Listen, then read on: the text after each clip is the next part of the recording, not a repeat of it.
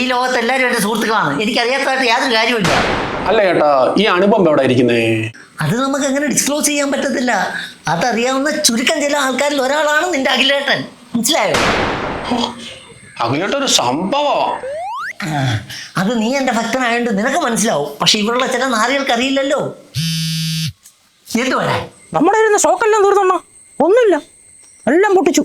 2 ദിവസം മുമ്പല്ലേ ഇവിടെ ഞാൻ ഒരുപാട് സാധനം കയറ്റി അങ്ങോട്ട് വിട്ടത്. അണ്ണം വിടുന്നതനുസരിച്ച് ഞങ്ങൾ പൊട്ടിക്കുന്നുണ്ടെണ്ണ. അണ്ണം വിടുന്നു, ഞങ്ങൾ പൊട്ടിക്കുന്നു. അണ്ണം വിടുന്നു, ഞങ്ങൾ പൊട്ടിക്കുന്നു. എടാ ബെല്ലുജി, ഈ ചോദിക്കുമ്പോൾ ട്രംപെണ്ണൻ്റെ നിന്ന് ഞാൻ സാധനം അറേഞ്ച് ചെയ്ത് തരുന്നതിന്റെ ബുദ്ധിമുട്ട് എൻ്റെ ഭക്തർക്ക് പോലും അറിയത്തില്ല.